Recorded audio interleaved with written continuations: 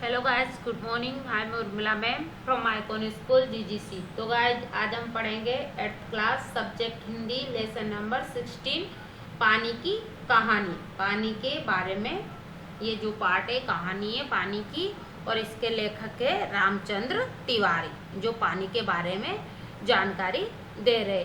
मैं आगे बढ़ा ही था कि बेर की झाड़ी पर से मोती सी एक बूंद मेरे हाथ पर आ पड़ी। इसमें लेखक कहता है कि मैं आगे बढ़ा ही था, थोड़ा चला था कि बेर की जो झाड़ी थी उस पे मोती के समान, जो सफेद झप मोती के समान एक बूंद मेरे हाथ पर आ पड़ी। मेरे आश्चर्य का ठिकाना न रहा। और इससे क्या हुआ कि मेरा आश्चर्य का ठिकाना न रहा जब मैंने देखा कि ओस की बूंद मेरी कलाई पर से सरक कर हथेली पर आ गई। तो तब लेखक देखता है कि जो ओस की बूंद थी वो कलाई पर से सरक कर कहाँ आ गई, हथेली पर आ गई। मेरी दृष्टि पड़ते ही वो ठहर गए, और जैसे मेरी दृष्टि, मेरी निगाह उस पर गई तो वो क्या गई, ठहर गई, रुक गई। थोड़ी देर में मुझे सितार के तारों की सी झंकार सुनाई देने लगी। और थोड़ी देर हुआ कि सितार के जो तार होते हैं उनकी झंकार होती है, आवाज होती है। मैंने सोचा कि कोई बाजा रहा होगा। तो लेखक सोचता है कि हो सकता है कोई सितार बजा रहा होगा। चारों ओर देखा, चारों तरफ देखा, कोई नहीं था। फिर अनुभव हुआ कि ये स्वर मेरी हथेली से निकल रहा था। और फिर जाके अनुभव हुआ, महसूस हुआ कि ये जो स्वर थे, ये जो आवाज थी वो मेरी हथेली से निकल रहा है। ध्यान से देखने पर मालूम हुआ कि बूंद के दो कण हो गए थे। और ध्यान से देखा तो एक जो छोटी सी बूंद थी मोती के समान, वो टूटकर बिखर गई थी, अर्थात उसके दो कण हो गए थे।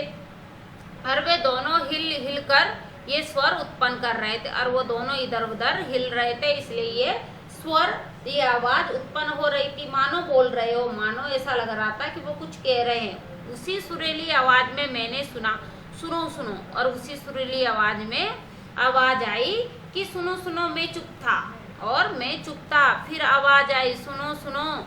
अब मुझसे न रहा गया। तो बार बार आवाज सुनकर अब मुझसे रहा नहीं गया, मेरे मुख से निकल गया, कहो कहो। तब लेखक के मुंह से क्या निकला, कहो कहो कहो, जो भी कहना चाहते हो। ओस की बूंद मानो प्रसन्नता से हिली और बोली, मैं ओस हूँ। ओस की बूंद प्रशंसा से हिली इधर उधर और बोली, मैं ओस हूँ। तो अपना परिचय देती है कि मैं ओस हूँ, जानता हूँ। तब बोलता है लेखक, मैं जानता हूँ। मैंने कहा लोग मुझे पानी कहते हैं। फिर कहती है कि मैंने कहा कि लोग मुझे क्या कहते हैं, पानी कहते हैं, जल भी, और जल भी कहते हैं। फिर कहता है मालूम है मैं बेर के पेड़ में से आई हूँ। कि मैं कहाँ थी, मैं बेर का जो पेड़ है उसमें से आई हूँ। झूठी। तो कहता है लेखक, झूठी झूठ बोल रही हो। मैंने कहा और सोचा, मैंने कहा और सोचा, बेर के पेड़ से क्या पानी का फव्वारा निकलता है। वो सोचने लगा कि क्या बेर का जो पेड़ है उससे क्या पानी का फव्वारा निकल रहा है, अर्थात वहाँ पानी कहाँ से है। बूंद फिर हिली और बूंद फिर हिली, मानो मेरे अविश्वास से उसे दुख हुआ। मानो कि वो अविश्वास, उस पर विश्वास नहीं कर रहा था, तो उससे वो क्या हुई, दुखी हुई, उसको अच्छा नहीं लगा। सुनो, मैं इस पेड़ के पास ही भूमि में बहुत दिनों से इधर उधर घूम रही हूँ। तो वो कहती है कि मैं इसी पेड़ है बेर का, उसके पास ही बहुत दिनों से धरती में इधर उधर घूम रही हूँ। मैं कणों का हृदय टटोलती फिरती थी। मैं क्या करती थी, कण जो ये पृथ्वी पर जो कण है उनका हृदय उनको टटोलती फिरती थी कि एकाएक पकड़ी गई। एकाएक अचानक मुझे पकड़ लिया गया। कैसे, मैंने पूछा। कैसे, मैंने पूछा। वो जो पेड़ तुम देखते हो ना, कि वो जो सामने पेड़ दिखाई दे रहा है वो ऊपर ही इतना बड़ा नहीं है, वो ऊपर इतना बड़ा नहीं है, पृथ्वी में भी लगभग इतना ही बड़ा है। ये जो पेड़ दिखाई दे रहा है वो ऊपर इतना बड़ा नहीं है जितना कि पृथ्वी के अंदर उसकी बड़ी बड़ी जड़ें, छोटी जड़ें और जड़ों के रोए हैं। कि उसकी जो बड़ी बड़ी जड़ें, उसकी भी फिर वो जड़ों में से भी जड़ें फूटी हुई है, और उनके जड़ों के भी रोए हैं। वे रोए बड़े निर्दय होते, और वो रोए हैं वो कैसे होते हैं, बिना निर्दय, जिनको कोई दया ना हो। मुझ जैसे असंख्य जल कणों को वो बलपूर्वक पृथ्वी में खींच लेते, और पेड़ क्या करते हैं, अपने जड़ों के माध्यम से पानी को खींच लेते हैं। कुछ को तो पेड़ एकदम खा जाते हैं, और कुछ कण बूंदों को तो पेड़ एकदम खा जाते हैं। और अधिकांश का सब कुछ छीन कर उन्हें बाहर निकाले, और अधिकांश का सब कुछ छीन कर उनको क्या करते, वापस बाहर निकाल देते हैं।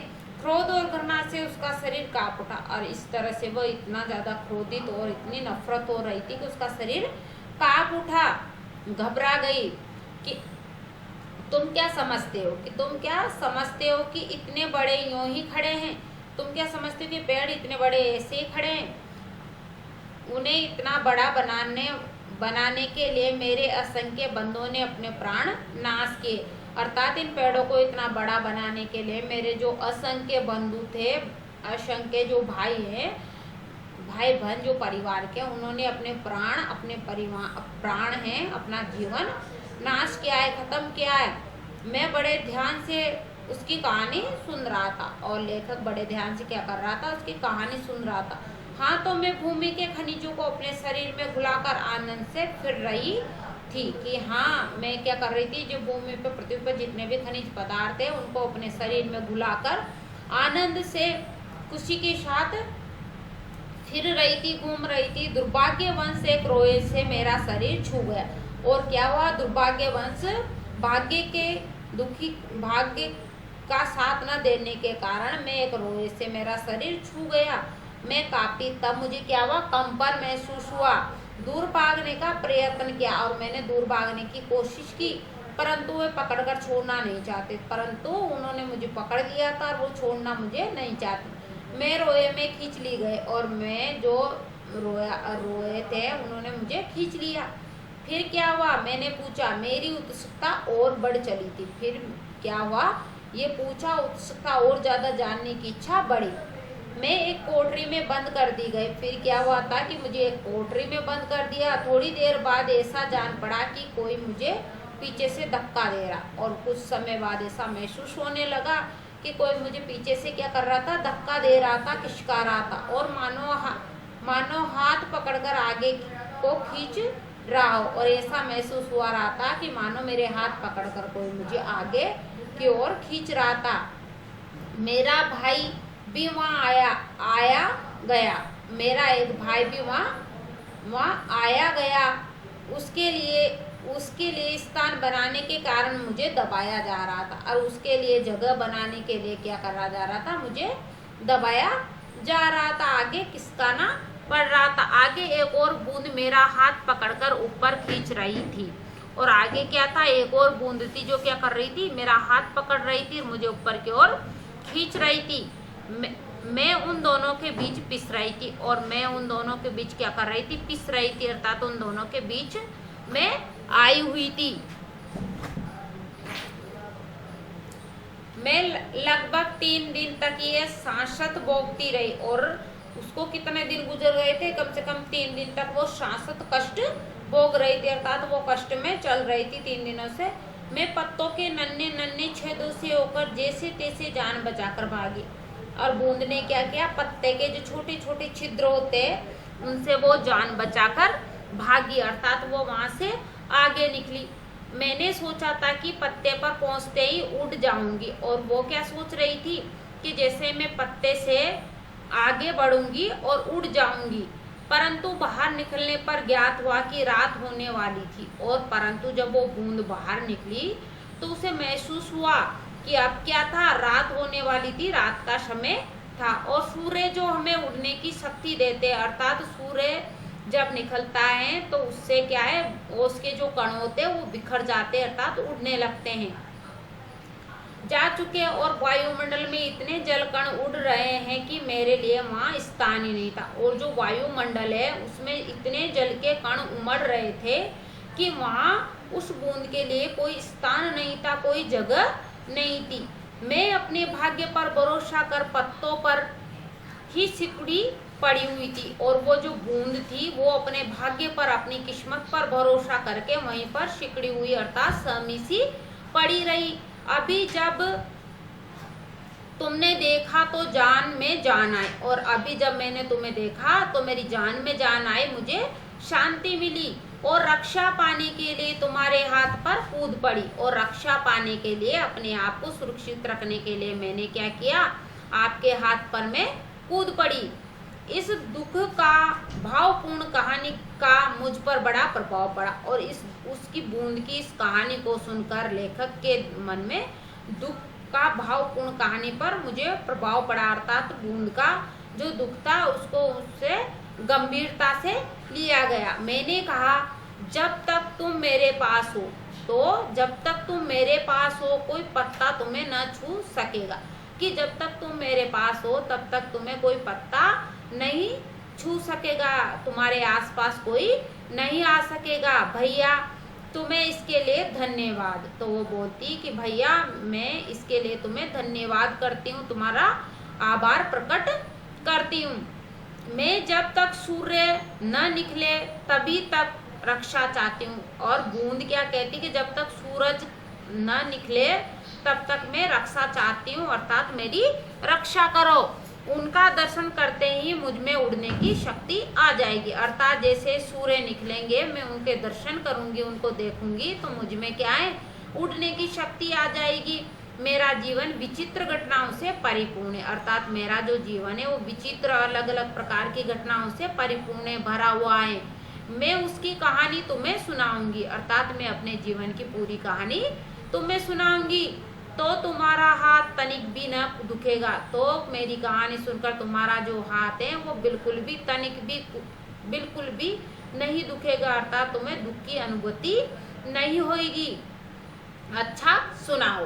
तो फिर लेखक कहता है कि अच्छा अब तुम सुनाओ, कहो अपने जीवन के बारे में। बहुत दिन हुए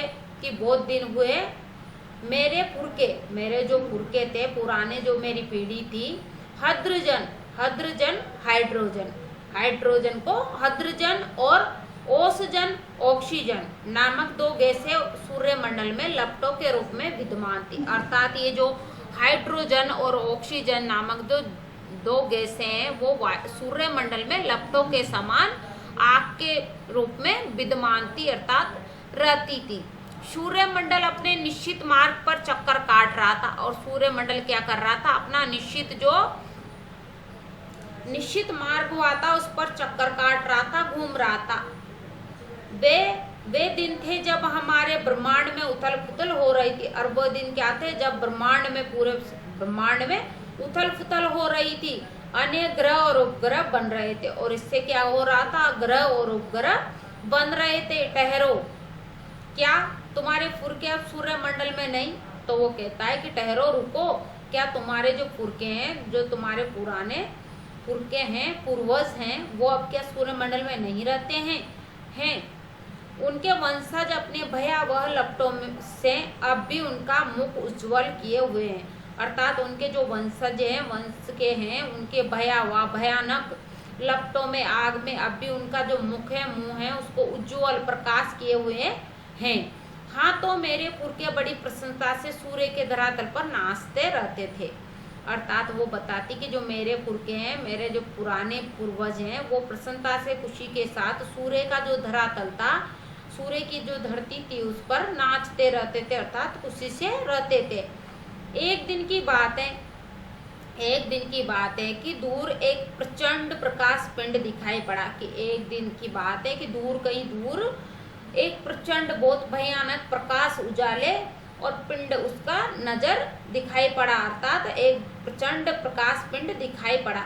उनकी आंखें चौंधी आने लगी, अर्थात आंखें कपकपाने लगी, आंखें झिलमिलाने लगी। ये पिंड बड़ी तेजी से सूर्य की ओर बढ़ रहा था, और ये पिंड क्या कर रहा था, बहुत तेज गति के साथ सूर्य की ओर आ रहा था। ज्यों पास आता जाता, जैसे जैसे वो पास आता, उसका आकार बढ़ता जाता, और उसका आकार क्या करता, बढ़ता जाता, अर्थात वो आकृति में बड़ा होता जाता। ये सूर्य से लाखों गुना बड़ा था, और ये क्या था, सूर्य से कई गुना बड़ा था। उसकी महान आकर्षण शक्ति से हमारा सूर्य कांप उठा, और उसकी जो इतनी महान आकर्षण शक्ति देखी, उससे सूर्य क्या करा, कांप उठा, सूर्य को कंपन होने लगी। ऐसा ज्ञात हुआ कि उस ग्रह राज से टकराकर हमारा सूर्य चूर्ण हो जाएगा, और ऐसा महसूस हो रहा था कि उस ग्रह से टकराकर सूर्य क्या हो जाएगा, चूर्ण हो जाएगा, बारीक चूर्ण के समान हो जाएगा। वैसा न हुआ, पर ऐसा नहीं हुआ। वो सूर्य से सहस्त्रों मील दूर से ही घूम रहा था और उस सूर्य से कहीं मील दूर, सहस्त्रों हजारों मील दूर घूम रहा था, परंतु उसकी भीषण आकर्षण शक्ति के कारण सूर्य का एक भाग टूटकर उसके पीछे चला गया। लेकिन उसकी जो भीषण भयानक आकर्षण शक्ति थी उसके कारण क्या हुआ, सूर्य का एक भाग था वो टूटकर सूर्य से अलग हो गया और उसके पीछे चला गया। सूर्य से टूटा हुआ भाग इतना भारी खिंचाव संभाल न सका और जो सूर्य से टूटा हुआ था भाग वो इतना भारी खिंचाव को संभाल न सका, अर्थात उसको वो संभाल नहीं सका और कई टुकड़ों में टूट गया और कई टुकड़ों में परिवर्तन हो गया, टुकड़ों में बदल गया। उन्हीं में से एक टुकड़ा हमारी पृथ्वी है और उसी में से एक टुकड़ा क्या है, हमारी जो धरती है, पृथ्वी है, वो है। ये प्रारंभ में एक बड़ा आग का गोला थी और ये जो पृथ्वी थी ये क्या थी, पहले जब शुरुआत में ये भी एक आग का गोला, आग के समान बहुत तेज गोला थी ऐसा। परंतु उन लपटों में से तुम पानी कैसे बनी, परंतु तुम उन लपटों में से पानी कैसे बन गई, मुझे ठीक पता नहीं, मुझे इससे अच्छा पता नहीं है। ये सही है कि हमारा एक ग्रह ठंडा होता चला गया, ये पता है कि हमारा एक ग्रह था वो ठंडा होता चला गया। और मुझे याद है कि अरबों वर्ष पहले मैं हाइड्रोजन और ओसजन के रासायनिक क्रिया के कारण उत्पन्न हुई हूँ। और मुझे अरबों बहुत साल पहले पता चला कि मैं हाइड्रोजन और ओसजन, ऑक्सीजन के रासायनिक क्रियाओं के कारण उत्पन्न हुई, अर्थात इन दोनों के रासायनिक क्रिया के कारण जल की उत्पत्ति हुई। उन्होंने आपस में मिलाकर अपना प्रत्यक्ष अस्तित्व गंवा दिया और उन्होंने दोनों ने आपस में मिलकर क्या, अपना प्रत्यक्ष अस्तित्व था जो वो गंवा दिया, खो दिया और मुझे उत्पन्न किया, अर्थात उन दोनों ने अपना अस्तित्व मिटाकर मुझे उत्पन्न किया, मुझे पैदा किया। मैं उन दिनों भाप के रूप में पृथ्वी के ओर चारों ओर घूमती फिरती थी और मैं उन दिनों क्या करती, भाप बनकर पृथ्वी की चारों ओर घूमती फिरती थी। उसके बाद न जाने क्या हुआ, मुझे कुछ पता नहीं है। जब मुझे होश आया तो मैंने अपने को ठोस बर्फ के रूप में पाया और जब मुझे होश आया अर्थात मुझे महसूस हुआ, पता चला, तब मैं क्या थी, एक ठोस बर्फ के रूप में पाया, अर्थात मैं बर्फ का रूप ले लिया।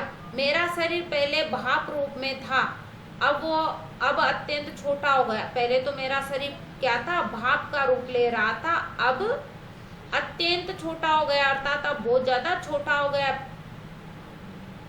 वह पहले से कोई 17वां भाग रह गया हो और वो पहले से क्या था, 17वां भाग हो गया, अर्थात 17वां भाग हो गया। मैंने देखा मेरे चारों ओर मेरे असंख्य साथी बर्फ बने पड़े थे और मैंने देखा कि मेरे जो साथी थे और बहुत सारे, वो मेरे चारों ओर बर्फ बने पड़े थे, अर्थात बर्फ का रूप ले लिया था। जहाँ तक दृष्टि जाती थी बर्फ के अतिरिक्त कुछ दिखाई न पड़ता और जहाँ तक निगाहें जाती वहां तक बर्फ के अतिरिक्त कुछ दिखाई नहीं पड़ता, अर्थात बर्फ ही बर्फ नजर आने लगी। जिस समय हमारे ऊपर सूर्य की किरणें पड़ती थी तो सौंदर्य बिखर पड़ता था, अर्थात जिस समय हमारे ऊपर क्या था, सूर्य की जो किरणें पड़ती थी तो उससे हमारा सौंदर्य बिखर पड़ता था, खिल जाता था। हमारे कितने साथी ऐसे भी थे जो बड़ी उत्सुकता से आंधी में उछलने कूदने के लिए कमर कसे तैयार बैठे रहते थे। और हम में से बहुत सारे साथी ऐसे थे कि वो क्या करते थे कि आंधी में ऊंचा उड़ने, अर्थात ऊपर उड़ने कूदने के लिए कमर कसे तैयार बैठे रहते थे। बड़े आनंद का समय रहा होगा, तो वो समय कैसा था, बहुत ही आनंद, बहुत ही खुशी का समय रहा होगा। वहाँ बड़े आनंद का कितने दिनों तक, कहीं लाख वर्षों तक, कहीं लाख, हाँ चौंको नहीं, अर्थात तुम घबराओ नहीं। मेरे जीवन में 100-200 वर्ष दाल में नमक के समान भी नहीं है, अर्थात मेरे जीवन के जो 100-200 वर्ष हैं वो तो जिस प्रकार दाल में नमक होता है उसके समान भी नहीं है। मैंने ऐसे दीर्घजीवी से वार्तालाप करते जान अपने को धन्य माना, अर्थात मैंने ऐसे दीर्घजीवी प्राचीन जीव से वार्तालाप बातें करते जान अपने आप को बहुत धन्य, बहुत बड़ा महसूस करने लगे और ओस की बूंद के प्रति मेरी श्रद्धा बढ़ गई और ओस की जो बूंदे उसके प्रति मेरी श्रद्धा अर्थात मेरी भावना और भी ज्यादा बढ़ गई। हम शांति से बैठे एक दिन हवा से खेलने की कहानियां सुन रहे थे और हम शांति के साथ बैठे थे और एक दिन क्या कर रहे थे, हवा से कहानियां सुन रहे थे कि अचानक ऐसा अनुभव हुआ मानो हम सरक रहे हो। तब अचानक ऐसा अनुभव होने लगा कि हम सरक रहे, हम अपने स्थान से आगे खिसक रहे हैं। सबके मुख पर हवाइयां उड़ने लगी और सब ऐसा महसूस करके घबरा गए। हवाइयां उड़ना, घबरा जाना, अब क्या होगा। और ये सोचने लगे कि अब क्या होगा। इतने दिन आनंद से काटने के पश्चात अब दुख सहन करने का साहस हम में न था और इतने दिन खुशीपूर्वक काटने के बाद अब दुख सहन करने की क्षमता नहीं थी। बहुत पता लगाने पर हमें ज्ञात हुआ कि हमारा बहुत पता लगाया अर्थात हमें जानकारी ली, तब जाके जब हमें पता लगा कि हमारे भार से भी हमारे नीचे वाले भाई दबकर पानी हो गए। अर्थात जो हमसे नीचे हमारे जो भाई है वो हमारे वजन से दबकर पानी में परिवर्तन हो गए, अर्थात बूंदे पानी में परिवर्तन हो गई। उनका शरीर ठोसपन को छोड़ चुका है, अर्थात उनका शरीर जो ठोसपन बर्फ का रूप ले रखा था वो अब छोड़कर क्या बन गए, पानी बन गए। और उनके तरल शरीर पर हम फिसल रहे और उनका जो तरल शरीर था पानी बन चुके थे तो उनके शरीर पर हम फिसल रहे थे, अर्थात हम फिसल रहे थे। मैं कहीं मास समुद्र में इधर उधर घूमती रही और मैं कहीं महीनों तक तो समुद्र में इधर उधर घूमती रही। फिर एक दिन गर्म धारा से भेंट हो गए और एक दिन क्या हुआ, गर्म जो धारा थी उससे भेंट हो गई, मुलाकात हो गई। धारा के जलते अस्तित्व को ठंडक पहुंचाने के लिए हमने उसकी गर्मी सोखनी आरंभ कर दी और धारा के जलते अस्तित्व को ठंडक पहुंचाने के लिए हमने क्या किया, उसकी जो गर्मी थी उसको सोखनी प्रारंभ कर दी, शुरू कर दी और इसके फलस्वरूप में पिघल पड़ी और पानी बनकर समुद्र में मिल गए। और इसका क्या कारण हुआ, गर्मी सोखने के लिए जो बूंद थी वो किसमें परिवर्तन हो गई, पानी में, और पानी समुद्र में मिल गया। समुद्र का भाग बनकर मैंने जो दृश्य देखा वो वर्णनातीत है, अर्थात समुद्र का भाग, समुद्र का हिस्सा बनकर जो मैंने दृश्य देखा, जो मैंने देखा वो वर्णनातीत, अर्थात उसका वर्णन नहीं किया जा सकता। मैं अभी तक समझती थी कि समुद्र में केवल मेरे बांधवों का ही राज्य, और मैं क्या समझती थी कि अभी तक जो समुद्र है उसमें मेरे भाई बंधु का ही राज है, अर्थात वही वहाँ रहते। परंतु अब ज्ञात हुआ कि समुद्र में चहल पहल वास्तव में दूसरे ही जीवों की, अर्थात समुद्र में जो चहल पहल है वो वास्तव में दूसरे जीवों के कारण है और उसमें नीरा नमक भरा है और उसमें बहुत ज्यादा नमक भरा हुआ है, खारापन है। पहले समुद्र का खारापन मुझे बिल्कुल नहीं भाया और पहले तो जब शुरुआत में समुद्र में मिली तो उसका जो खारा जल था वो मुझे बिल्कुल अच्छा नहीं लगा, जी मचलाने लगा और उससे क्या हुआ, मेरा जी घबराने लगा। पर धीरे धीरे सब सहन हो चला और धीरे धीरे रहते रहते उसको उसकी आदत हो गई। एक दिन मेरे जी में आया कि मैं समुद्र के ऊपर तो बहुत घूम चुकी और एक दिन क्या हुआ कि मेरे मन में आया कि मैं समुद्र के ऊपर तो घूम चुकी हूँ, बहुत ज्यादा घूम चुकी, भीतर चलकर भी देखना चाहिए और अंदर जाकर भी मुझे देखना चाहिए कि क्या है, कि इसके अंदर क्या है। इस कार्य के लिए मैंने गहरे जाना प्रारंभ कर दिया और इसके लिए मैंने क्या किया, गहराई में अंदर जाना शुरू कर दिया। मार्ग में मैंने विचित्र जीव देखे और समुद्र के अंदर बहुत अनेक प्रकार के जीव देखे। मैंने अत्यंत धीरे धीरे रेंगने वाले और धीरे धीरे चलने वाले घोंगे, जो घोंगे होते हैं सीपियों में फंसे होते हैं वो घोंगे, जालीदार मछलियां और जो मछलियां वो जालीदार अनेक प्रकार की, कई मन भारी कछुए और कई मन से भी भारी, वजन में भारी कछुए और हाथों वाली मछलियां। और समुद्र में ऐसी बड़ी बड़ी मछलियां होती जिनके रहते रहते उनके जो पंख होते हैं वो हाथों का रूप ले लेते हैं, अर्थात हाथों वाली मछलियां देखी। एक मछली ऐसी देखी जो मनुष्य से कई गुना लंबी थी और एक मछली तो ऐसी देखी कि मनुष्य से भी कई गुना लंबी थी, उसके 8 हाथ थे और उसके कितने हाथ थे? 8। वह इन हाथों से अपने शिकार को जकड़ लेती थी और वो इन हाथों से क्या करती थी? अपना जो शिकार होता था उसको पकड़ लेती थी।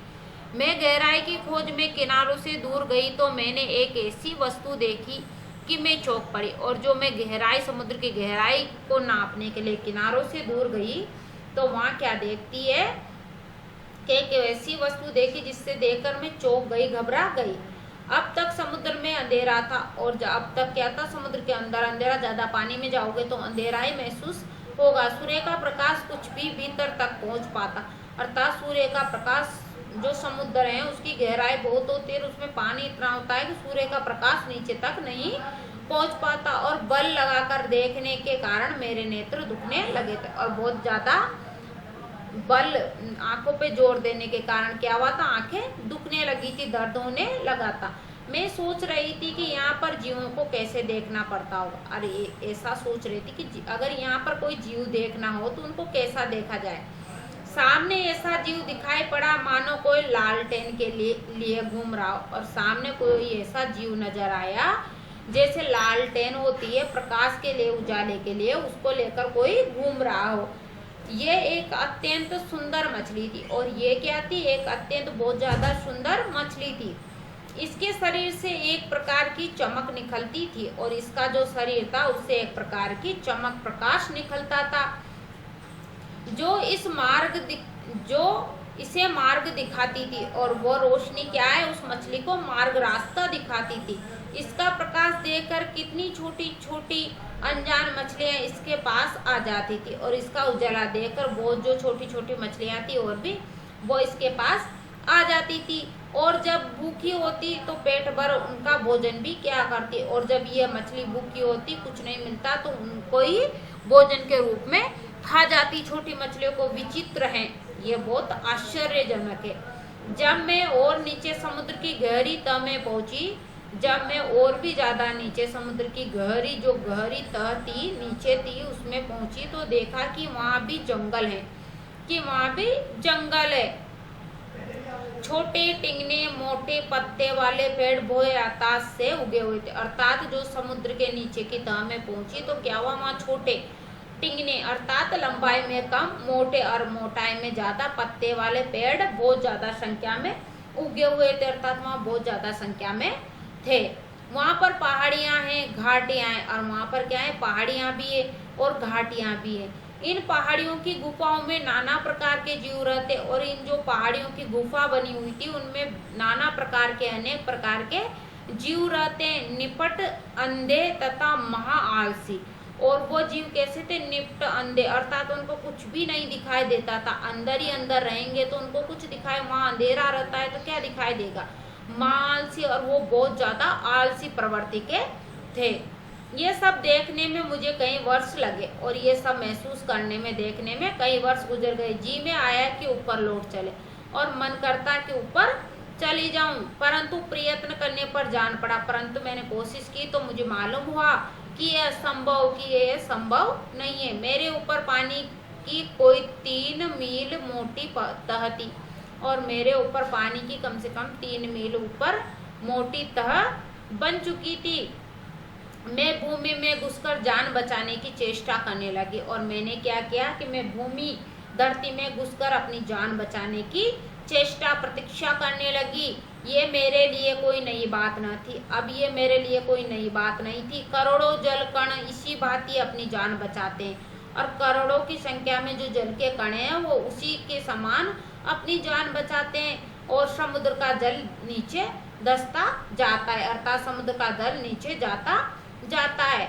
मैं अपने दूसरे भाइयों के पीछे पीछे चट्टान में घुस गई और मैंने क्या किया? मैंने भी देखा कि मैं भी अपने दूसरे जो भाई लोग थे उनके साथ चट्टान में जा घुसी। कई वर्षों में कई मील मोटी चट्टान में घुसकर हम पृथ्वी के भीतर एक खोखले स्थान में निकले और एक स्थान पर इकट्ठा होकर हम लोगों ने सोचा क्या करना चाहिए। और कई वर्षों बीत गए, तब हम उस चट्टान के भीतर एक खोखले स्थान से निकले और एक स्थान पर इकट्ठा हो गए और लोगों ने सोचा कि क्या करना चाहिए। कुछ की सम्मति में वहीं पड़ा रहना ठीक था और कुछ ने सलाह दी कि हमें यहीं रहना ठीक है, परंतु हम में कुछ उत्साही युवा भी थे और कुछ हम में उत्साही आगे बढ़ने की जिसमें उत्साहता उमंग थी वह युवा नौजवान भी थे। वे एक स्वर में बोले हम खोज करेंगे। तो हमने क्या कहा कि हम तो खोज करेंगे, पृथ्वी के हद्दे में घूम घूम कर देखेंगे, पृथ्वी के हद्दे में हम घूम घूम कर देखेंगे कि भीतर क्या छिपा हुआ है, अर्थात इसके अंदर क्या है ये हम देखेंगे, इसकी जानकारी हम लेंगे। अब हम शोर मचाते हुए आगे बढ़े और अब हमने क्या किया, शोर मचाते हुए आवाज करते हुए आगे बढ़े। एक ऐसे स्थान पर पहुंचे जहां ठोस वस्तु का नाम भी न था और एक ऐसे स्थान पर पहुंचे जहां ठोस वस्तु का नाम भी नहीं था। बड़ी बड़ी चट्टानें लाल पीली पड़ी थी और बड़ी बड़ी चट्टानें थी जिनका रंग कैसा हो गया था, लाल पीला हो चुका था। और नाना प्रकार की धातुएं इधर उधर बहने को उतावली हो रही थी और नाना प्रकार के अनेक प्रकार की जो धातुएं थी वह इधर उधर बहने के लिए उतावली उत्साह हो रही थी, उत्सुक हो रही थी। इसी स्थान के आस पास एक दुर्घटना होते होते बची और इसी स्थान के पास एक दुर्घटना होते होते बची। हम लोग अपनी इस खोज से इतने प्रसन्न थे कि अंधाधुंध बिना मार्ग देखे बढ़ रहे थे और उनकी इस खोज से वो इतने ज्यादा खुश थे कि वो अंधाधुंध बिना देखे ही मार्ग देखे आगे बढ़ रहे थे। इससे अचानक एक ऐसी जगह जा पहुंचे और इससे क्या हुआ, अचानक ऐसी जगह पर जा पहुंचे जहां तापक्रम बहुत ही ऊंचा था और जहां का तापक्रम बहुत ही ज्यादा ऊंचा था। ये हमारे लिए असह्य था और ये हमारे लिए कैसा था, सहन करने योग्य नहीं था। हमारे अगुआ कांपे और देखते देखते उनका शरीर ओसजन और अद्रजन में विभाजित हो गया और हमारे जो अगुआ, हमारे जो नेता थे वो भी कांप गए और देखते देखते उनका शरीर किसमें परिवर्तन हो गया, ऑक्सीजन और हाइड्रोजन में बट गया। इस दुर्घटना से मेरे कान खड़े हो गए और इस दुर्घटना से मेरे कान खड़े हो गए। मैं अपने और बुद्धिमान साथियों के साथ एक और निकल भागी और मैं और मेरे जो बुद्धिमान दोस्त थे उनके साथ में एक और अलग निकल भागी। हम लोग अब एक ऐसे स्थान पर पहुंचे जहां पृथ्वी का गर्भ रह रह कर हिल रहा था। हम ऐसे स्थान पर पहुंचे जहां पर पृथ्वी का गर्भ रह रह कर हिल रहा था, अर्थात पृथ्वी के अंतिम छोर पर पहुंच गए। एक बड़े जोर का धड़ाका हुआ और एक बहुत जोरदार धड़ाका आवाज हुई। हम बड़ी तेजी से बाहर फेंक दिए गए और हम क्या, बड़ी तेजी से बाहर फेंक दिए, बाहर की तरफ। हम ऊंचे आकाश में उड़ चले और हम ऊंचे आकाश में उड़ चले। इस दुर्घटना से हमें चौंक पड़े थे कि पीछे देखने से ज्ञात हुआ, अर्थात हमने मुड़कर देखा तो हमें पता चला कि पृथ्वी फट गई है, अर्थात पृथ्वी फट गई है और उसमें धुआं, रेत, पिघली धातुएं तथा लपटें निकल रही, अर्थात पृथ्वी फट गई है और उससे क्या निकल रही है, धुआं निकल रही है, रेत निकल रही है और धातुएं लपटें निकल रही। ये दृश्य बड़ा ही शानदार था और ये दृश्य बड़ा ही शानदार देखने लायक दृश्य था। इसे देखने की हमें बार बार इच्छा होने लगी और इसे देखने के लिए हमें बार बार इच्छा होने लगी। मैं समझ गया तुम ज्वालामुखी की बात कह रही हो और मैं समझ गया हूँ कि तुम किसकी बात कर रही हो, ज्वालामुखी की बात कर रही हो। हाँ, तुम लोग उसे ज्वालामुखी कहते हो। तो वो कहते हैं कि हाँ मुझे पता है, तुम लोग उसको क्या कहते हैं, ज्वालामुखी कहते हो। अब जब हम ऊपर पहुंचे तो हमें एक और भाप का बड़ा दल मिला और अब हम ऊपर पहुंचे तो हमें क्या मिला, वहाँ एक भाप का बड़ा दल मिला। हम गरज कर आपस में मिले और आगे बढ़े। पुरानी सहेली आंधी के रूप में यहाँ दर्शन हुई और जो हमारी पुरानी सहेली थी वो आंधी के रूप में हमें यहाँ दिखाई गई। वह हमें पीठ पर लादे कहीं इधर उधर ले जाती, कभी उधर, और वो हमें क्या करती, पीठ के बल पीठ पर लाद कर कभी इधर और कभी उधर ले जाती। वो दिन बड़े आनंद के थे, वो दिन बड़े खुशी के दिन थे। हम आकाश में स्वच्छ किलोले करते फिर रहे थे और हम आकाश में स्वच्छंद स्वतंत्र रूप से किलोले मस्ती करते फिर रहे थे। बहुत से भाप जल कणों के मिलने के कारण हम भारी हो चुके थे और बहुत से जो भाप जल कणों के मिलने के कारण हम क्या हुए थे, भारी हो चले और नीचे झुक गए और नीचे झुक गए। और एक दिन बूंद बनकर नीचे कूद पड़े, और एक दिन कण क्या हुए, बूंद बन गए और नीचे कूद पड़े, अर्थात नीचे आ गए। मैं एक पहाड़ पर गिरी और अपने साथियों के साथ मेली कुचली हो गई, अर्थात मैं एक पहाड़ पर गिरी और नीचे आकर मेली कुचली, मेरा रंग गंदा हो गया। एक और वो बह चली, और एक जैसे नीचे गिरी तो कब बूंद क्या बन गई, पानी बन गए और बह चली। पहाड़ों में एक पत्थर से दूसरे पत्थर पर कूदने और किलकारी मारने पर जो आनंद आया वो भूला नहीं जा सकता। हम एक बार बड़ी ऊंची शिखर पर से कूदे और नीचे एक चट्टान पर गिरे। बेचारा पत्थर हमारे प्रहार से टूट कर खंड खंड हो गया, अर्थात बिखर गया। ये जो तुम इतनी रेत देखते हो, पत्थरों को चबा चबा कर हमें बनाते, और ये जो रेत होती है हमारी धरती पर, वो क्या होती है, जो बूंदे गिरती है उनसे पत्थर टूट टूट कर वो रेत में परिवर्तन हो जाते हैं। जिस समय हम मौज में आते हैं तो कठोर से कठोर वस्तु हमारा प्रहार सहन नहीं कर पाते, और जिस समय पानी में मौज आती, मस्ती होती है, तो कठोर से कठोर जो बहुत ही ज्यादा कठोर होती है वो भी प्रहार सह नहीं सकती। अपनी विजयों से उन्मत्त होकर हम लोग इधर उधर बिखर गए, और अपनी जो विजयों से हम उन्मत्त, खुशी से आनंदित होकर इधर उधर बिखर गए। मेरी इच्छा बहुत दिनों से समतल भूमि देखने की थी, और मेरी इच्छा क्या थी, बहुत दिनों से समतल भूमि देखने की थी, इसलिए मैं एक छोटी धारा में मिल गई, इसलिए मैं क्या कही, एक छोटी धारा में मिल गई।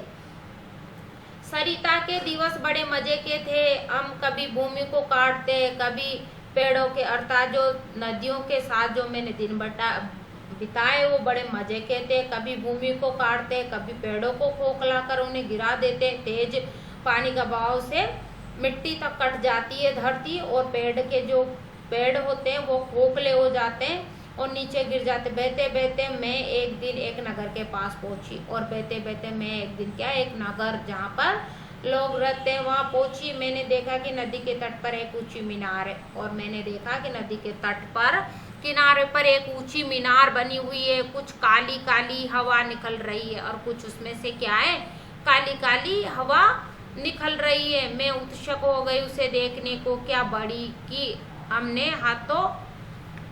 कि अपने हाथों दुर्भाग्य को न्योता दिया, और मैं उत्सुक देखने के लिए आगे बढ़ी, पर मैंने क्या किया, अपने हाथों अपना दुर्भाग्य को न्योता दिया, बुलावा दिया, क्योंकि वो मीनार थी, वो एक फैक्ट्री थी। जो ही मैं उसके पास पहुंची, अपने और साथियों के साथ एक मोटे नल में खींच ली गई, और जैसे मैं वहां पहुंची तो क्या हुआ, वो एक फैक्ट्री थी बहुत बड़ी, तो वो एक मोटे नल के माध्यम से हमें उसमें खींच लिया। कई दिनों तक मैं नल घूमती फिरी, और कई दिन तक क्या हुआ, मैं एक नल के माध्यम से घूमती फिरी। मैं प्रति क्षण उसमें से निकले भागने की चेष्टा करने लगी, और मैं प्रत्येक क्षण प्रत्येक टाइम क्या करती, उसमें से निकलने की कोशिश करती रहती। भाग्य मेरे साथ था। बस एक दिन रात के समय में ऐसे स्थान पर पहुंची जहाँ नल टूटा हुआ था, और क्या हुआ कि उस समय में एक दिन ऐसे स्थान पर पहुंची जहाँ नल क्या था, टूटा हुआ था। मैं तुरंत उसमें होकर निकल भागी और पृथ्वी में समा गई। अंदर ही अंदर घूमते घूमते इस बेर के पेड़ के पास पहुंची। वहीं रुकी, सूर्य निकल आए थे। बस मैंने कहा, हाँ मैं अब तुम्हारे पास नहीं ठहर सकती। सूर्य निकल आए, तुम मुझे रोककर नहीं रख सकते। वह ओस की बूंद धीरे धीरे घटी और आंखों से ओझल हो गई, अर्थात वो ओस की बूंद धीरे धीरे छोटी होती गई और आंखों से ओझल हो गई, दिखाई नहीं देने लगी। क्वेश्चन आंसर है क्वेश्चन नंबर फर्स्ट, लेखक को ओस की बूंद कहाँ से मिली। लेखक को जो ओस की बूंद थी वो कहाँ से मिली। लेखक को बेर की झाड़ी के पास से निकलते हुए देखा तो एक बूंद मिली।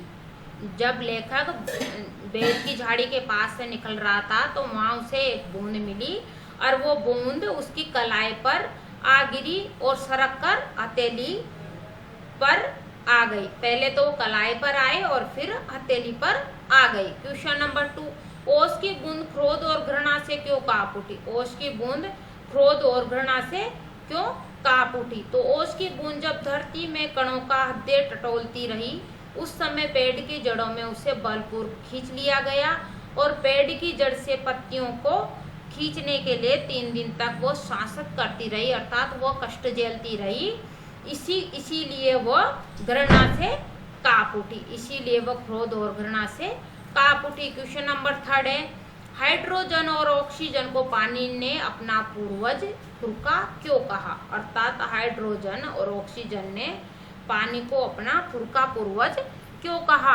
हाइड्रोजन और ऑक्सीजन नाम की जो गैस है वो अरबों वर्ष पहले सूर्यमंडल में लपटों के रूप में विद्यमान थी, अर्थात अरबों वर्ष पहले ये सूर्यमंडल में लपटों के जो आग के रूप में विद्यमान थी। एक विशालकाय पिंड के आकर्षण शक्ति के कारण सूर्य का एक भाग टूटकर गिर पड़ा था, और एक जो विशालकाय पिंड था उसके आकर्षण की उसकी जो वो थी उसके कारण वो सूर्य का एक भाग टूटकर गिर पड़ा था। और इन्हीं टुकड़ों में से एक पृथ्वी थी, और इन्हीं टुकड़ों में से क्या थी? एक पृथ्वी थी। एक भाग उससे टूटकर अलग हो गए, इन्हीं टुकड़ों में से एक पृथ्वी थी। पृथ्वी धीरे धीरे ठंडी होती गई, और इसीलिए हाइड्रोजन ऑक्सीजन को अपना पूर्वज कहा, और इसीलिए वो पानी के रूप में परिवर्तन हो गए और हाइड्रोजन ऑक्सीजन को अपना पूर्वज कहा। क्वेश्चन नंबर 4, पानी की कहानी के आधार पर पानी के जन्म और जीवन यात्रा का वर्णन अपने शब्दों में कीजिए। तो क्वेश्चन नंबर 4 है, इसका उत्तर आप खुद राइट करोगे, क्योंकि इस पाठ को पढ़कर इसके जीवन का वर्णन शुरू से लेके एंड तक इसको पढ़ो और फिर इसमें इसका उत्तर मिलेगा, तो इसको आप अपने आप राइट करोगे। क्वेश्चन नंबर 5, कहानी के अंत और आरंभ के हिस्सों को स्वयं पढ़कर देखिए और बताइए कि ओस की बूंद लेखक को आप बीती सुनाते हुए किसकी प्रतीक्षा कर रही है?